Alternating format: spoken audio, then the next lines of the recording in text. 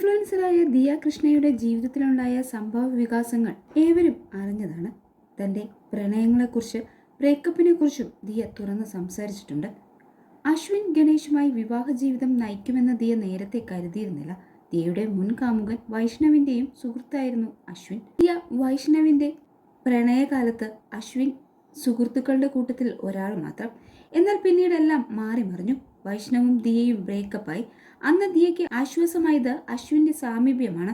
വൈകാതെ ഇരുവരും പ്രണയത്തിലായി. ഇരുവരുടെയും വിവാഹം നടന്നു. പ്രണയത്തിൽ താൻ വഞ്ചിക്കപ്പെട്ടതാണെന്ന് ദിയ പറഞ്ഞിരുന്നു. ബന്ധത്തിൽ 100% നൽകിയിട്ടും അത് മുന്നോട്ട് പോകാത്തതോടെ ദിയ പിരിയാൻ തീരുമാനിക്കുകയാണുണ്ടായത്. ദിയയുടെ വാക്കുകൾ വീണ്ടും ശ്രദ്ധ നേടുകയാണ്. എത്ര പേർ എന്നെ വേദനിപ്പിച്ച് പോയിട്ടുണ്ടെങ്കിലും ഇപ്പോഴും എനിക്ക് മറ്റുള്ളവരെ സ്നേഹിക്കാൻ പറ്റുന്നു. ഒരാൾ ചീറ്റ് ചെയ്ത് പോയി കഴിഞ്ഞാൽ ചിലർക്ക് പുതിയൊരാളെ സ്നേഹിക്കാനോ പുതിയൊരു ജീവിതം തുടങ്ങാനോ ബുദ്ധിമുട്ടായിരിക്കും.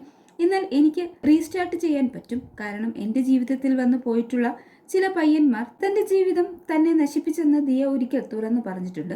ചിരിച്ച് കളിച്ചു നടന്ന എന്നെ എങ്ങനെ കരഞ്ഞുകൊണ്ട് ഉറങ്ങാമെന്ന് പഠിപ്പിച്ച ഒരു കൂട്ടം ആൾക്കാരാണ്. ജീവിതകാലം മുഴുവൻ തെറ്റായ ഒരു പങ്കാളിക്കൊപ്പം ജീവിച്ച അയാളുടെ ടോക്സിസിറ്റി കണ്ട് കരഞ്ഞ 20 വർഷത്തെ ബന്ധമെന്ന് സോഷ്യൽ മീഡിയയിലിടാൻ എന്നെ കിട്ടില്ല.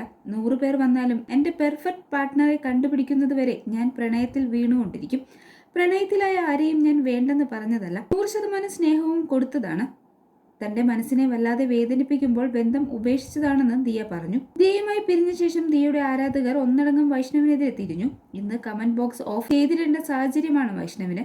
വൈറലായ വൈഷ്ണവിന്റെ മിക്ക വീഡിയോകളുടെയും കമന്റ് ബോക്സ് ഓഫ് ചെയ്തിട്ടിരിക്കുകയാണ്. ദിയ മറ്റൊരു വിവാഹ ജീവിതത്തിലേക്ക് കടന്നിട്ടും നെഗറ്റീവ് കമന്റുകൾ തുടരുന്നു. ദിയ വൈഷ്ണവ് വല്ലാതെ വിഷമിപ്പിച്ചിരുന്നു എന്നാണ് പഴയ ബ്ലോഗുകൾ ചൂണ്ടിക്കാട്ടി ആരാധകർ പറയുന്നത്.